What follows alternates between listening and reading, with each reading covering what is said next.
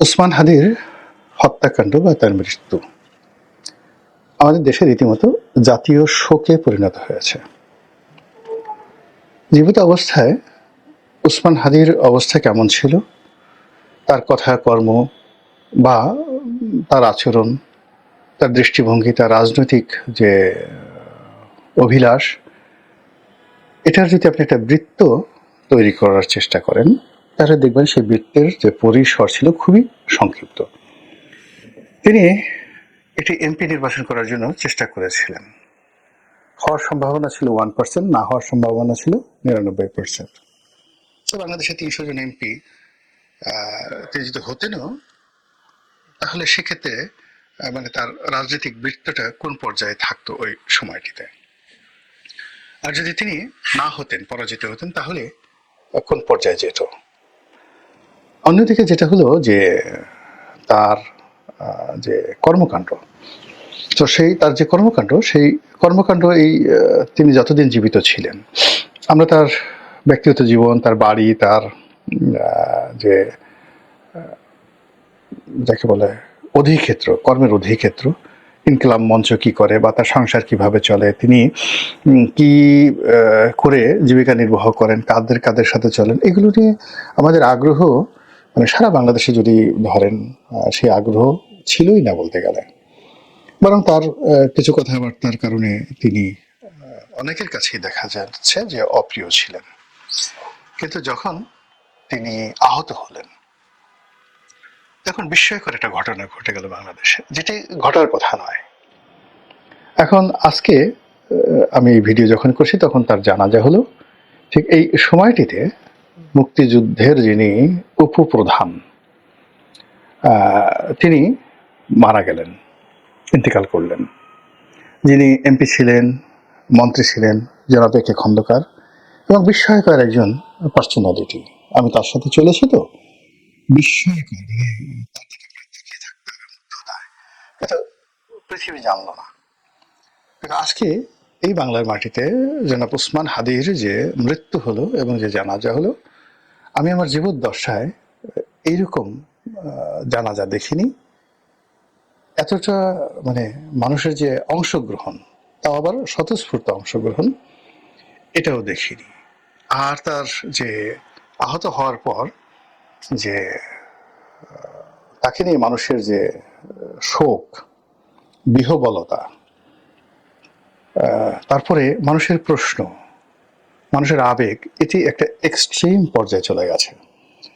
তো চলে যাওয়ার ফলে সরকার কি করলো, তাকে বিদেশে পাঠিয়ে চিকিৎসা করা, আবার সেখান থেকে আনা, রাষ্ট্রীয় মর্যাদায় দাফন কাফন করা, এবং ঢাকা বিশ্ববিদ্যালয়ের যে কবি নজরুল ইসলামের পাশে তাকে কবর দেওয়ার যে সিদ্ধান্ত সিন্ডিকেট পাশ করলো, এটি এই বাংলাদেশে অতীতে এভাবে কেউ পারত না।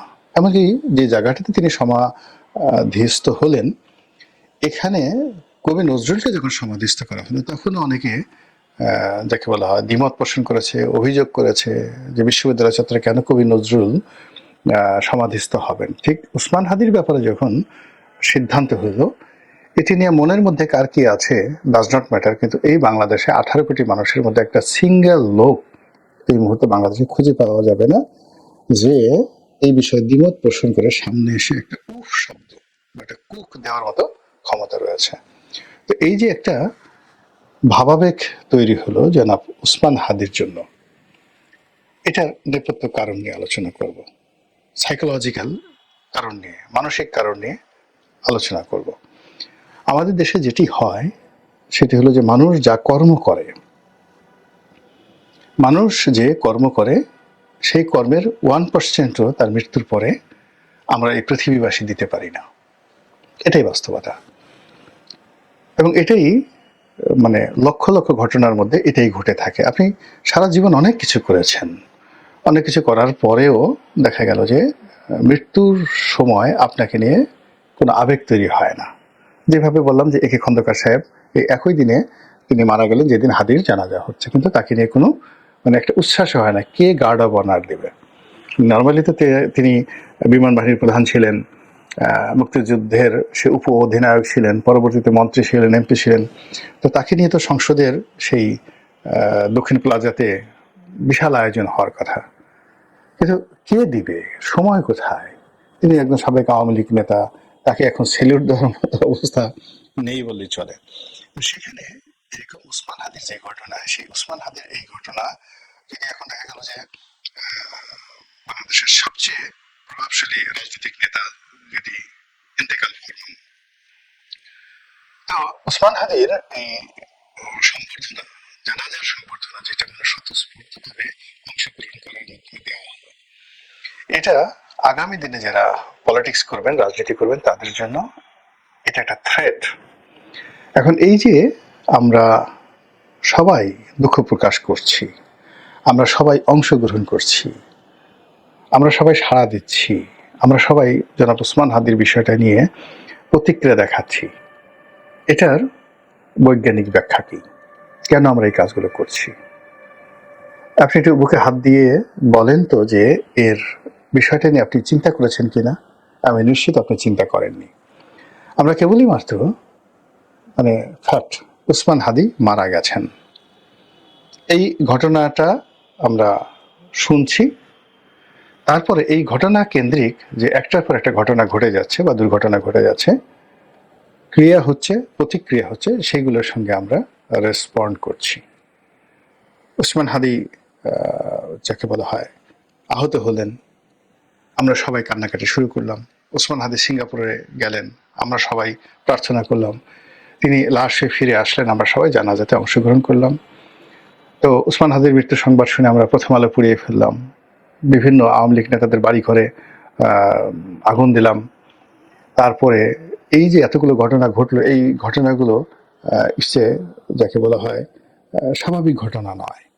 আমি যে কথাগুলো বলতে চাচ্ছি সেই কথাগুলো আমি এখানে বলার মতো সাহস পাচ্ছি না। আপনারা বুঝতে পারছেন, আপনাদের মতোই আমার অবস্থা। তো এইটা কেন হলো, এটা কেন হলো, এই বিষয়গুলো যদি আপনি দেখেন, তাহলে মানুষের মন নিয়ে, স্বপ্ন নিয়ে, বিজ্ঞান নিয়ে সবচেয়ে এই গত 400-500 বছরে সারা পৃথিবীতে মানে যাদেরকে বলা হয় যে মাস্টার মাইন্ড, মানুষের হৃদয় এবং মন, মস্তিষ্ক নিয়ে যারা গবেষণা করেন, তাদের মধ্যে সিগমন্ড ফ্রয়েড, আবার বলছি সিগমন্ড ফ্রয়েড। তো সেই সবচেয়ে বড় দার্শনিক, সাইকোলজিস্ট, স্বপ্ন বিশারদ, তাকে যদি এখন এই বাংলার এই সময়টা নিয়ে প্রশ্ন করা হতো, তিনি সম্ভবত এই যে অবস্থা, সেই অবস্থা দেখে তিনি যাকে বলা হয় জ্ঞান হারিয়ে ফেলতেন। কারণটা হলো 18 কোটি মানুষ, 18 কোটি মানুষ তারা বিভ্রান্ত, ভীষণ রকম বিভ্রান্ত। এতগুলো মানুষ 1971 সনেও বিভ্রান্ত ছিল না। ওই সময়টাতে মুক্তিযোদ্ধা ছিলেন, যাদের কে অন্তঃস্থল থেকেই মানুষ ভালোবাসত। ওই সময়টাতে রাজাকার ছিলেন, একটা বিরাট অংশ তাদেরকে ভালোবাসত। ওই সময় আলবদর ছিলেন, আসাম ছিলেন, শান্তি বাহিনী ছিল, পাকিস্তান আর্মিদের দোসর ছিল, এবং ঢাকা বিশ্ববিদ্যালয়ের মতো ক্যাম্পাসে পাকিস্তান আর্মির নাম করা সব দালাল ছিল, সর্বজন শ্রদ্ধেয় দালাল ছিল। যারা মুক্তিযুদ্ধ, আপনি আপনি চিন্তা করেন যে আমরা যে আব্বাস উদ্দিনকে খুব সম্মান করি না, আব্বাস উদ্দিন, তো শিল্পী আব্বাস উদ্দিন, তার পরিবার মোস্তফা জামান আব্বাসী, ফেরদৌসী রহমান, এরা সবাই পাকিস্তান প্রেমী ছিলেন, এরা মুক্তিযুদ্ধ বিরোধী শক্তি ছিলেন। আমরা এই যে জহির রায়হানের বড় ভাই মনির চৌধুরী মানে আমাদের রামেন্দ্র মজুমদার, ফেরদৌসী মজুমদার, রামেন্দ্র মজুমদারের হলো সন্বন্ধী, আর শ্রমিক আচারের যাকে বলা হয় বাবা, না শ্রমিক আচারের বাবা না, মনির চৌধুরী, যে কবির চৌধুরীর হলো যাকে বলা হয় বড় ভাই মনির চৌধুরী, কি ছিলেন? পাকিস্তানপন্থী ছিলেন, রাজাকারপন্থী ছিলেন। কিন্তু এইরকম সর্বজন শ্রদ্ধা। তাহলে চিন্তা করি যে 71 সনে যে যুদ্ধ হয়েছে, মারামারি হয়েছে, কিন্তু সমাজটা একটা স্ট্যাবল ছিল এবং যার যার জায়গাতে তারা শতভাগ নিশ্চিত ছিল যে তারাই বিজয়ী হবেন, এবং বিভ্রান্ত ছিলেন না কেউ। সবার মধ্যে একটা আশা ছিল। আওয়ামী লীগ যারা করতেন, প্রচন্ড স্বপ্ন নিয়ে তারা জীবন বাজি রেখেছে যে আমরাই জিতব। রাজাকার যারা করেছেন তারা শতভাগ নিশ্চিত ছিলেন যে আমরাই জিতব। ফলে কি হলো, সমাজের মধ্যে হতাশা ছিল না, ক্রোধ ছিল, রাগ ছিল, স্বপ্ন ছিল। বাট অ্যাট দিস মোমেন্ট 18 কোটি মানুষের মধ্যে হতাশা। কেউ তার নিজের অবস্থানে সুখী নয়। একজন সিঙ্গেল লোক স্বপ্ন দেখতে পারছেন না, সামনে এগোতে পারছেন না। প্রত্যেকটা মানুষের মধ্যে সীমাহীন আতঙ্ক। কেউ এখানে আশ্বাস দিতে পারছেন না, প্রশ্বাস দিতে পারছেন না, নিরাপত্তা দিতে পারছেন না, কিন্তু সকলেই ভয় পাচ্ছেন আর ভয় দেখাচ্ছেন একা একা। তো এভাবে 18 কোটি মানুষের মধ্যে সম্মিলিতভাবে হতাশা, দুঃস্বপ্ন, আতঙ্ক, ভয়, অভাব, অভিযোগ, নিরাপত্তাহীনতা থেকে শুরু করে যা কিছু রয়েছে সবকিছু টগবগিয়ে টগবগিয়ে ফুটছে। আর যখন এরকম একটা ভয় থাকে তখন মানুষের মানবিক চরিত্র থাকে না। মানবিক চরিত্র কি? হিদায়া, ভালো এবং মন্দের পার্থক্য করা, ন্যায় এবং অন্যায়ের পার্থক্য করে ন্যায়ের পক্ষে অবস্থান নেওয়া, অন্যায়কে ঘৃণা করা, সত্য কথা বলার দুরন্ত সাহস, যে কোনো অবস্থায় সত্য কথা বলার দুরন্ত সাহস। এরপর আপনার সামনে যখন আলো আসবে, আধার আসবে, আপনি আলোকে পছন্দ করবেন, আধারকে পরিহার করবেন। আপনার সামনে যখন গোলাপ আসবে আর ধুত্রের ফুল আসবে, আপনি গোলাপের ঘ্রাণ নেবেন, ধুত্রের ফুলের দিকে তাকাবেন না। এরকম মানুষের কতগুলো মানবিক গুণাবলী রয়েছে। আর অন্যদিকে অনেকগুলো কীট রয়েছে, পতঙ্গ রয়েছে এই সমাজে, অনেকগুলো পশু রয়েছে, পাখি রয়েছে, সরীসৃপ রয়েছে, সাপ রয়েছে। প্রত্যেকটা জিনিসেরই কতগুলো বৈশিষ্ট্য রয়েছে, চরিত্র, অভ্যাস রয়েছে। তো মানুষের যে মানবিক বৈশিষ্ট্য, সেই মানবিক বৈশিষ্ট্য অনুযায়ী তার মেরুদণ্ড আছে। সে সত্য কথা বলবে, সত্য পছন্দ করবে, স্বপ্ন দেখবে, প্রেম করবে, ভালোবাসা দিবে, বিয়ে শাদী।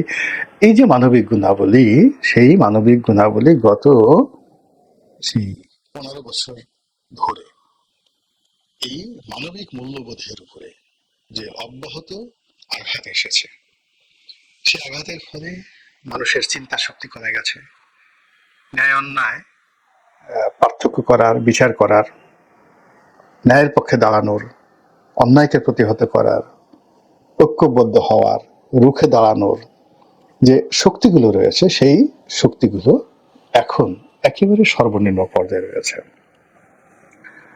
ফলে আমরা আসলে রেসপন্ড করতে পারছি না, কোনো একটা ব্যাপারে রেসপন্ড করতে পারছি না। আমরা শুধুমাত্র অনুসরণ করছি। মানে যে কোনো একটা ঘটনা যখন ঘটছে, এই ঘটনা ঘটার সঙ্গে আমাদের যেভাবে রেসপন্ড করা দরকার, সাড়া দেওয়া দরকার, ইয়েস আমি আপনার পক্ষে আছি, এটাই সঠিক, আমি আপনার পক্ষে নেই, আমি আপনার বিরোধিতা করি কারণ আপনি খারাপ পথে আছেন, এই যে রুখে দাঁড়ানোর যে ক্ষমতা, সেই ক্ষমতার একটা সুন্দর একটা কবিতা সেই রচনা করে গেছেন বিখ্যাত এই যে কবি শঙ্খ ঘোষ। মেরুদণ্ড পড়ে দেখান, যে সেই পড়লেই বুঝতে পারবেন যে সমাজ কিভাবে আছে। তো সেই জায়গাতে কি হলো, আমরা এখন কোনো কিছুতেই স্থির থাকতে পারছি না। আমাদের আতঙ্ক, ভয় সীমাহীন। তো এই সব মিলিয়ে যখন এই হাদির এই দুর্ঘটনা ঘটলো, এই দুর্ঘটনা ঘটলো, হত্যাকাণ্ড ঘটলো, তখন আমাদের মধ্যে যে পুঞ্জীভূত কান্না, আমরা কাঁদতে চাচ্ছি, জোরে যে কাঁদতে চাচ্ছি, কিন্তু কান্নার কোনো সুযোগ পাচ্ছি না। আমাদের বাপ মরছে না, আমাদের আপনজন কেউ মরছে না, বা আমাদের বাড়িঘর যাদের জ্বালিয়ে দেওয়া হয়েছে তারাও কাঁদতে চাচ্ছি। আমাদের যে শোক প্রকাশ করতে চাচ্ছি, আমরা সেই শোক প্রকাশ করার কোনো সুযোগ পাচ্ছি না। ফলে যখন এরকম একটা সেলিব্রিটি হয়ে যায়, আপনি দেখুন আমরা সিনেমা হলে গিয়ে সবাই দলে দলে কান্নাকাটি করি, বা পাড়া প্রতিবেশী মারা গেলে আমরা দলে দলে গিয়ে সেখানে গিয়ে অশ্রু বিসর্জন করি। তো যখন এই যে আমাদের দেশের সকল মানুষ একসঙ্গে চিৎকার করে কাঁদতে চাচ্ছে, সেই কান্নাটি আসলে হাদির এই মৃত্যুতে একসঙ্গে ব্রাস্ট হয়েছে। 2 নম্বর হলো যে আমরা ক্ষোভ দেখাতে চাই, বিক্ষোভ দেখাতে চাই, আমরা রাগ হতে চাই, কিন্তু আমাদের সাহস নেই। একটা সিঙ্গেল ঘটনাকে কেন্দ্র করে আমরা ক্ষোভ দেখাবো, প্রতিবাদ করব, বা আমরা দুষ্টের দমন শিষ্টের পালন করব, এটা আমরা পারছি না। কিন্তু যখন এইরকম একটা ঘটনা ঘটে, সেই ঘটনার মধ্যে যখন আমাদের এই ক্ষোভ প্রকাশের ন্যূনতম সুযোগ আমরা পাই, তখন আমরা সেটা দেখানোর চেষ্টা করি, প্রচণ্ডভাবে দেখানোর চেষ্টা করি। আর আমাদের সমাজে যখন এরকম একটা বিশৃঙ্খল অবস্থা চলে, তখন এর মধ্যেও যারা দুষ্টুমি করে, বদমাইশি করে, যারা মানুষকে নিয়ে বিভ্রান্তি করার চেষ্টা করে, তারাও এরকম একটা সুযোগকে বেছে নেয়, পুরো জিনিসটিকে উলট পালট করে দিয়ে চেটেপুটে খাই, এরকম একটা পরিস্থিতি তৈরি হওয়ার জন্য। ফলে এই যে এতক্ষণ যে আলোচনা করলাম, সেই আলোচনার মূল ব্যাপার হলো যে উসমান হাদির আহত হওয়া থেকে তার একেবারে দাফন কাফন হওয়া পর্যন্ত যে পুরোটা সময়, এই সময়ের মধ্যে যা কিছু হয়েছে, জনগণ যেভাবে অংশগ্রহণ করেছে বা নিজেদেরকে বিরত রেখেছে, অনেকে চুপ থেকেছে, অনেকে প্রতিক্রিয়া দেখাইয়াছে, এর অর্থ আমরা কেউ স্বাভাবিক অবস্থায় নেই। যদি সবাই স্বাভাবিক অবস্থায় থাকতো তাহলে কি হতো, সেটি একটি ভিন্ন প্রসঙ্গ। মহান আল্লাহ আমাদের সবাইকে স্বাভাবিক থাকার, স্বাভাবিক কর্ম করার, মানুষ হিসেবে বেঁচে থাকার, মানবিক মূল্যবোধ জাগ্রত করার, এবং মানুষের যে মেরুদণ্ড রয়েছে, বিবেক রয়েছে, বোধ রয়েছে, সেগুলো নিয়ে শেষ ক্ষণ পর্যন্ত এই পৃথিবীতে আল্লাহর খলিফা রূপে আমরা আমাদের দায়িত্ব এবং কর্তব্য যেন পালন করতে পারি। আল্লাহ আমাদের সেই তৌফিক এনায়েত করুন।